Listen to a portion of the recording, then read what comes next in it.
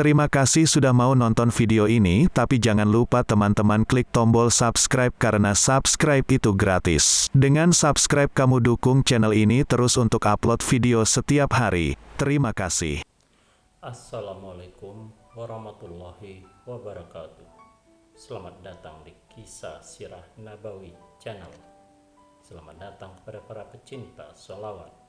Di video kali ini, kita akan menceritakan tentang hingga akhir hayatnya, ulama-ulama besar ini belum pernah pergi haji. Haji itu rukun Islam. Haji itu kemuliaan. Haji itu sejarah agung umat Islam. Betul semua itu tak terbantahkan. Tapi kita harus akui juga, haji itu bukan segala-galanya. Dari sisi mana kita menilai haji bukan segala-galanya? Salah satunya dari sisi bahwa banyak ulama, tokoh penting dalam sejarah Islam tidak sempat atau tidak ditakdirkan naik haji. Siapa ulama yang belum haji? Beberapa di antara mereka banyak yang belum mampu berhaji karena beberapa hal. Salah satunya adalah Imam Syirazi. Beliau bernama lengkap Abu Ishaq Ibrahim bin Ali al-Syirazi dan lahir di kota Fairuzabad pada awal abad 10 Masehi. Beliau adalah pengarang Al-Muhazzab, sebuah matan ensiklopedik tentang fikih mazhab Syafi'i. Kenapa Imam Syirazi tidak haji? Kekurangan materi menjadi penyebab beliau tidak mampu pergi haji. Dalam Syiar A'lam Al-Nubala, Al-Zahabi menceritakan bahwa makanan sehari-hari beliau adalah bubur sarit yang dicampur dengan kuah sayuran. Namun beliau tetap sabar menerima keadaannya meski tidak pernah pergi berhaji. Dalam kitab fikihnya, terutama Al-Muhazzab, beliau sanggup menjelaskan detil-detil ibadah haji, bahkan hingga tata letak Ka'bah dan tempat-tempat sekitarnya. Beliau mampu menjelaskannya di kalangan pesantren, namun penulis tidak pernah menemukan referensinya. Jamak dikisahkan bahwa beliau pergi berhaji secara kasar. Tokoh selanjutnya adalah Ali bin Ahmad Ibnu Hazm, seorang penghafal puluhan ribu hadis dari Andalus. Beliau lahir di Cordoba pada November 994 Masehi dari ayah seorang pejabat ternama di dinasti Umayyah kedua yang berkuasa di Andalus. Beliau dikenal karena ketajaman pikiran beliau, keteguhan dalam mempertahankan pandangan, serta pelestari mazhab Zahiriyah yang saat itu hampir punah di Timur Tengah. Al-Muhalla bil Asar adalah masterpiece beliau dalam menuangkan pandangan-pandangan beliau.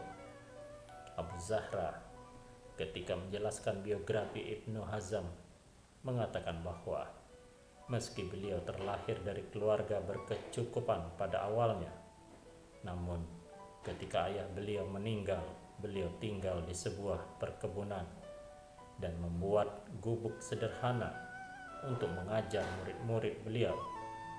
Hal ini dikarenakan sebuah konflik yang menimpa beliau.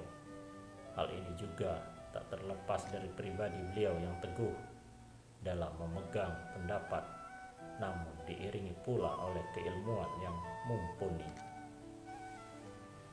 Kondisi geografis yang jauh membuat beliau tidak mampu pergi berhaji. Maklum saja, ketika kita melihat catatan harian Ibnu Jubair dari Granada, dalam Rihlat Ibnu Jubair membutuhkan waktu 7 bulan perjalanan menunaikan ibadah haji. Tidak sedikit pula para ulama yang berkata bahwa orang Maghrib nama bagi daerah Islam yang paling barat mencakup Maroko, Spanyol, Portugal, dan lain-lain, sudah tidak berwajib melaksanakan haji di masa itu. Meskipun fatwa ini berlebihan, namun kondisi yang ada memang tidak memungkinkan untuk melaksanakan haji. Menariknya, dalam Zadul Ma'ad, Ibnu Jauzi menukil bahwa Ibnu Hazm pernah berkata bahwa sa'i antara Safa dan Marwah dilakukan sebanyak 14 kali. Hal ini bisa dimaklumi karena Ibnu Hazm belum pernah berhaji. Meskipun demikian, nukilan Ibnu Jauzi ini tidak penulis temukan di Al-Muhalla, karya fikih Ibnu Hazm yang terbesar. Dalam forum-forum internet ramai dibincangkan bahwa Abu Turab al-Zahiri, seorang alim dari India, peneliti Ibnu Hazm dan pengajar di Al-Azhar yang meninggal pada tahun 2002, pernah melakukan badal haji untuk Ibnu Hazm. Ulama berikutnya adalah Qadi Iyad, seorang hakim agung dari tanah Maroko yang meninggal tragis, di mana anggota tubuhnya dipotong-potong karena dituduh Yahudi hanya karena beliau tidak pernah keluar ketika hari Sabtu. Padahal beliau mengkhususkan hari itu untuk mengarang kitab. Versi lain mengatakan bahwa beliau dibunuh karena tidak mau mengakui Ibnu Tumar sebagai Imam Mahdi. Versi ini lebih masyhur. Dalam Fathul Bari, Ibnu Hajar al-Asqalani mencatat bahwa Qadi Iyad mengatakan tawaf wada harus dilakukan 2 kali karena dalam beberapa riwayat dikatakan bahwa setelah tawaf wada Nabi Shallallahu Alaihi Wasallam pergi ke Abtah yang ada di utara Makkah dan beliau mengulangi tawafnya ketika beliau hendak pulang ke Madinah. Mengomentari ini, Ibnu Hajar berkata, hal ini bisa dimaklumi karena Qadi Iyad belum pernah menyaksikan Makkah secara langsung.